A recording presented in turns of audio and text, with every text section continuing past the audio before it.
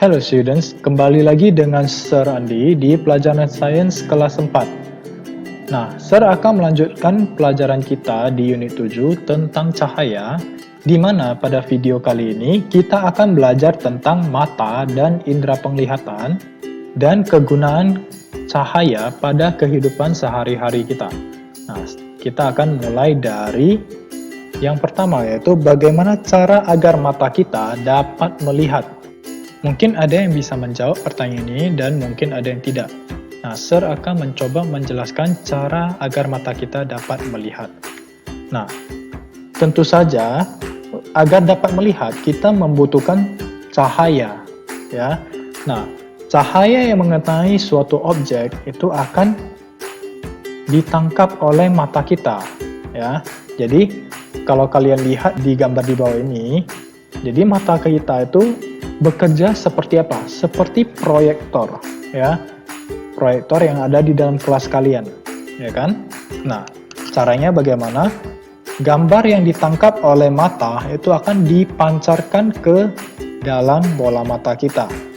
Jadi, nanti cahaya yang mengenai suatu benda ini akan dipancarkan oleh mata kita ke dalam bola mata kita, di mana pada bagian belakang bola mata kita terdapat sensor penglihatan.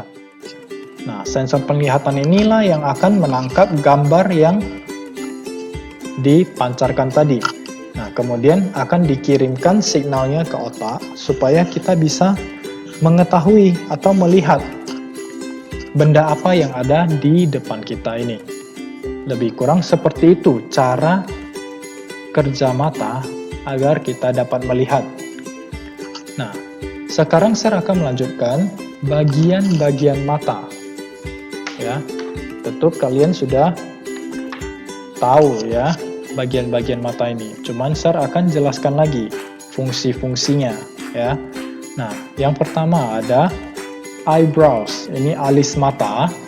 Yang kedua, eyelashes, ini adalah bulu mata. Nah, eyebrows, alis mata, dan bulu mata ini memiliki fungsi yang sama, yaitu menjaga mata kita dari debu dan kotoran.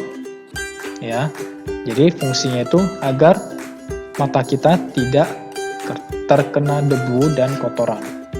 Nah, kemudian ada bagian iris. Nah, kalau kalian ketahui, iris ini adalah bagian yang memberikan warna pada mata. Jadi, kalau kalian lihat di film-film atau di foto-foto di mana bule-bule atau orang-orang luar negeri memiliki warna mata yang berbeda-beda. Misalnya ada warna mata yang warna matanya biru, ada yang hijau, ada yang abu-abu, ada yang coklat ya. Jadi ada berbagai jenis warna mata. Nah, yang memberikan warna pada mata itu adalah bagian iris ya. Nah, kemudian ada bagian pupil. Pupil ini adalah sebuah lubang kecil di mana dia berfungsi untuk menangkap cahaya yang akan masuk ke dalam mata. Nah, kalau misalnya cahaya lagi terang, banyak cahaya di sekitar kita, pupil ini akan mengecil ya.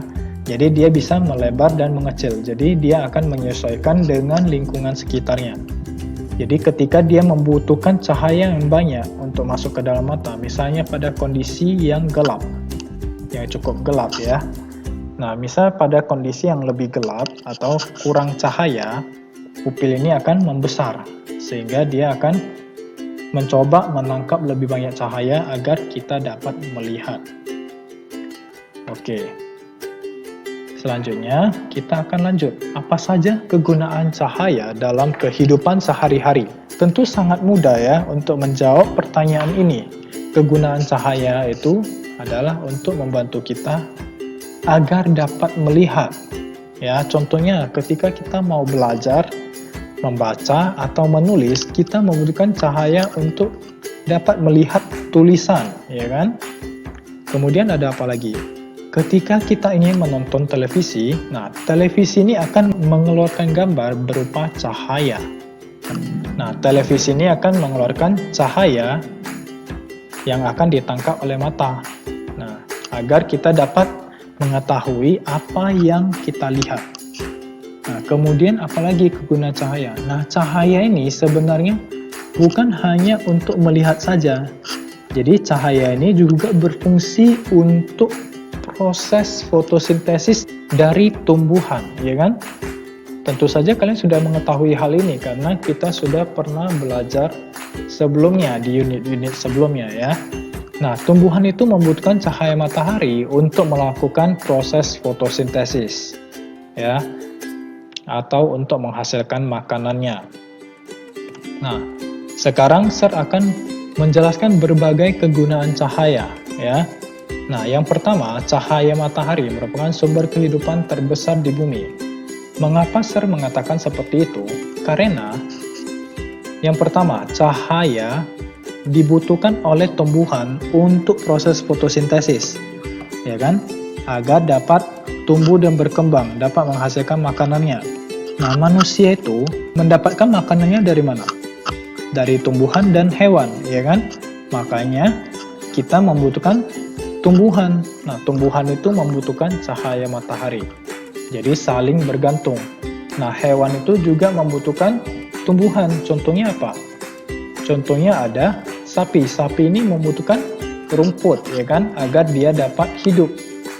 Jadi dia membutuhkan makanan berupa rumput.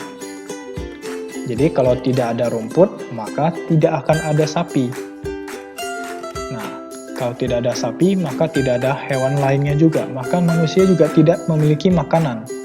Jadi semua ini saling bergantung, makanya cahaya matahari itu sangat penting bagi kehidupan di bumi. Nah, bukan hanya itu saja, jadi cahaya matahari juga sangat berguna bagi kehidupan kita. Contohnya untuk melihat, ya kan, pada siang hari.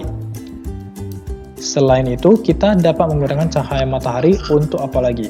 Untuk menjemur pakaian, menjemur makanan, ya kan? Jadi makanya Sir mengatakan cahaya matahari merupakan sumber kehidupan yang sangat penting, ya, atau sumber kehidupan terbesar di bumi. Nah, yang kedua, kita membutuhkan cahaya agar dapat melihat, ya kan? Seperti yang sudah Sir jelaskan tadi. Ketika kita ingin membaca, menulis, dan belajar, ya kan, kita membutuhkan cahaya agar kita dapat melihat tulisan yang ada pada buku kita. Oke, selanjutnya ada televisi, ya kan. Nah, agar kita dapat melihat gambar atau video yang ada di dalam televisi ini, kita perlu cahaya dari televisi ini. Makanya televisi ini sebenarnya mengeluarkan cahaya. Jadi kalau kalian ingin mencobanya, ketika kalian membuka televisi, kalian matikan lampu. Nah, kalian tidak akan terasa gelap karena cahaya dari televisi ini cukup terang. Ya, karena televisi ini mengeluarkan cahaya supaya kita bisa melihat. Ya. Oke, selanjutnya. Nah, pada malam hari ini akan terasa gelap. Nah, ketika terasa gelap, bagaimana cara kita dapat beraktivitas atau dapat berkendara misalnya, ya kan? Tentu saja di jalan raya itu membutuhkan lampu penerangan jalan, ya kan? Nah, lampu penerangan jalan ini sangat penting ya, agar kita dapat berkendara dengan baik di jalan raya ketika malam. Ya, supaya kita bisa melihat apakah kita masih berada di jalur yang tepat, ya kan? Oke. Yang ketiga, ilmuwan menggunakan cahaya untuk membuat penemuan baru. Nah, bagaimana sih yang dimaksud dengan ilmuwan menggunakan cahaya untuk membuat penemuan baru? Yaitu, ilmuwan itu seringkali menggunakan mikroskop ya untuk meneliti sesuatu, ya kan? Nah, mikroskop ini dia membutuhkan cahaya agar dapat melihat objek yang diletakkan di sini, yang akan dianalisa ya, atau yang akan diteliti. Nah, cahaya itu dipancarkan atau ditangkap dari bawah sini, kemudian dipancarkan ke objek yang ada di atas, ya kan? Kemudian cahaya ini akan ditangkap oleh mata dari seorang ilmuwan, ya. Kemudian dapat diteliti objek yang ada di sini. Nah, selain itu, ilmuwan juga membutuhkan cahaya untuk menggunakan teleskop. Nah, teleskop ini fungsinya apa? Teleskop ini fungsinya untuk melihat benda yang sangat jauh yang ada di luar angkasa, ya.